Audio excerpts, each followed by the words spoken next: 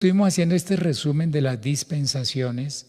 Recuerden, hermanos, que las dispensaciones no son una doctrina, es una forma de estudiar la Biblia. ¿Sí?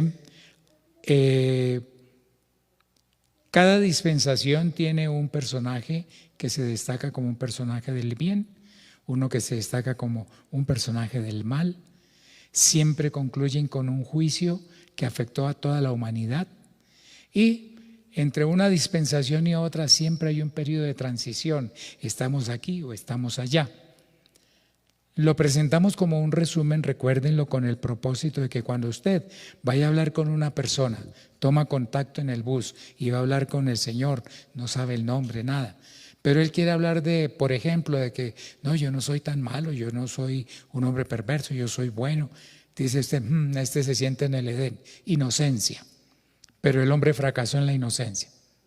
Personaje del bien, Adán, que después de que pecó y que Dios lo llamó, no se rebeló, no dijo, me voy, me alejo de ti, no. Aceptó el vestido, aceptó todo lo que Dios le propuso y se salió del huerto obedeciendo. Personaje del mal, la serpiente. Alguien podrá cada vez ser instrumento para que el enemigo de nuestras almas quiera hacer daño. El juicio fue la expulsión y la transición entre la caída de Adán y la vida de Caín y Abel. ¿Qué pasó? Todavía no los ha expulsado, pero ya cayeron. ¿Por qué no murieron? Eso es transición. La segunda dispensación, el segundo periodo, conocido como la conciencia, el hombre supo el bien y el mal, y surgen dos personajes, Abel como representante de los hombres buenos y Caín como representante de los malos. El conocimiento del bien y del mal no nos garantiza que vamos a ser buenos, se puede ser bueno o malo. Cuando alguien con quien usted está hablando no se declara inocente, no, yo sé, yo no leo nada de malo, yo pienso que, ¿por qué? ¿Cómo es que Dios va a prohibir todo? Usted dice, este está en la conciencia, ya está que se construye su imperio, su manera de pensar, y Dios tendrá que destruirlos como hizo con esa generación, con aguas de diluvio. La transición entre el llamamiento de Noé y la salida del arca y los descendientes de Noé. Luego vino el gobierno humano y por esta época aquí sí que es fácil que una persona quiera hablar de política. Lo que necesitamos es un cambio de gobierno, por eso hay que tumbar a hay que hacer esto, hay que revolucionarnos, tenemos que hacer grafitis. O el otro, no, todo va bien, ¿por qué tienen que hacer eso? Pero ningún gobierno resuelve el problema del hombre. Aquí tenemos a Nimrod y tenemos a Noé, que construyó el arca obedeciéndole a Dios. Con una sola predicación trabajó 100 años construyendo el arca. A nosotros nos toca que cada domingo nos inyecten otro poquito de fe. Y al martes ya estamos arrastrando los pies. Pero con una predicación, hazte un arca de madera de gofer, harás aposento, sí Señor, y a trabajar. Y 100 años más tarde entraron en el arca. Mientras que Nimrod fue el primer poderoso, primero que se envalentonó delante de Dios y condujo al pueblo a que hicieran la torre, bueno, y con la ayuda de su esposita, porque hay esposas de esposas.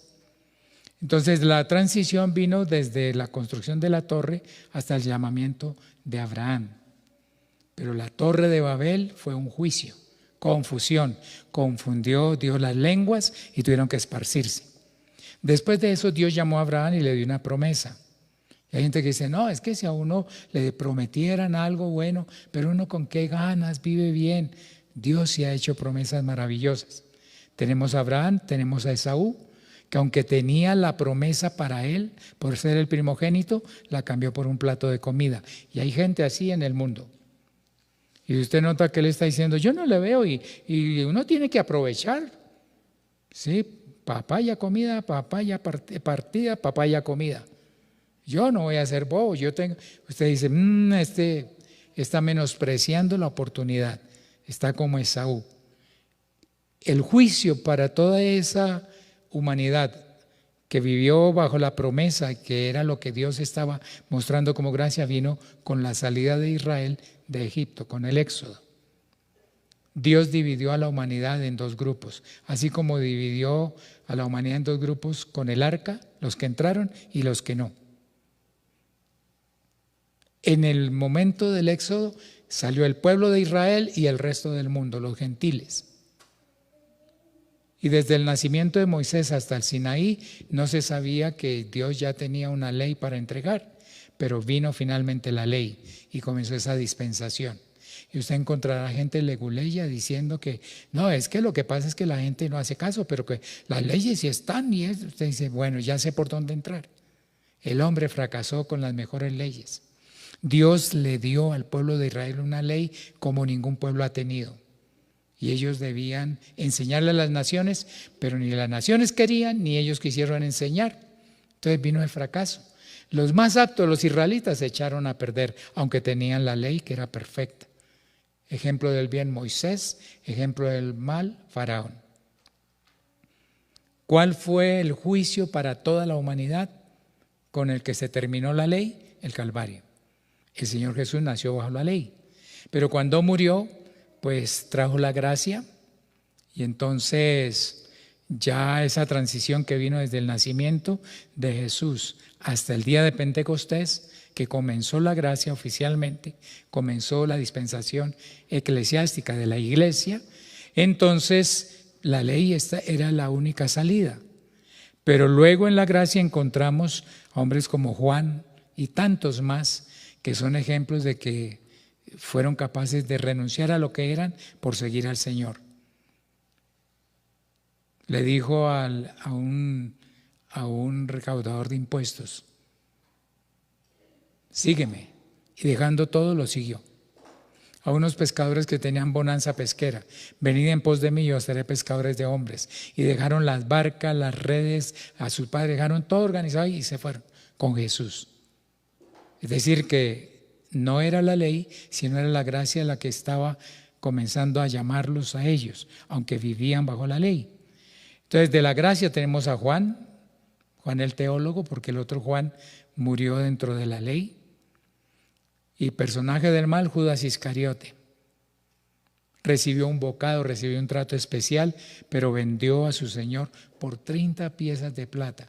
Seguro que la comida de Esaú valía más de eso. A Sansón, que no fue un gran hombre, pues gracias a Dios que el Señor lo usó, pero menospreció todo lo que Dios le había dado. Dalila lo vendió por 1000 siclos de plata que le daba cada uno de los que vinieron a hacer la componenda.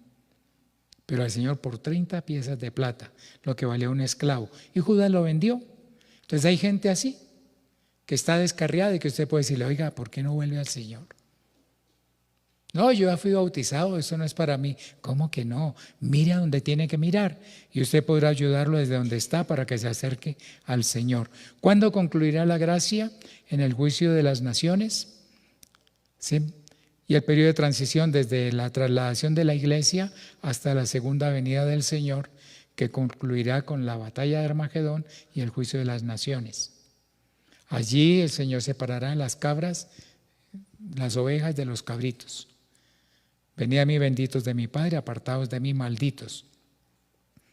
Y luego de ello viene el reino milenial del que el Señor estuvo hablando el domingo, y que el Señor Jesús es el personaje del bien. Como gobernante le mostrará a los hombres por qué era necesario tener una ley firme y aplicarla con firmeza, porque la firmeza no quita el amor.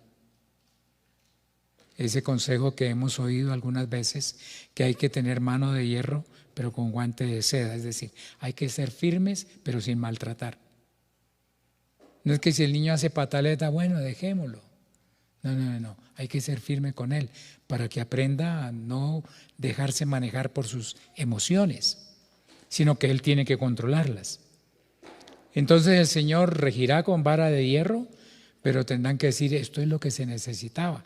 No la truanería de los monarcas o de los caudillos o de los que manejaron alguna anarquía, no, sino esa fidelidad de Dios hecha gobierno sobre los hombres que entrarán al milenio.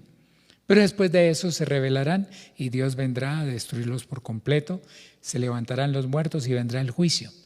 Total, que si alguien habla mucho de futuro, y es que el futuro, es que esta tierra, es que va a pasar, usted puede a partir de eso decirle: sí, realmente la gracia está que se termina y va a venir un reino, pero no es el que ustedes están esperando. Ese sistema mundial los va a defraudar porque durará 7 años. Pero hay uno que viene luego, que ese sí es espléndido, maravilloso, porque Dios mismo va a reinar. ¿Cómo así? ¿Y qué tiene que hacer? Y usted puede partir desde ahí.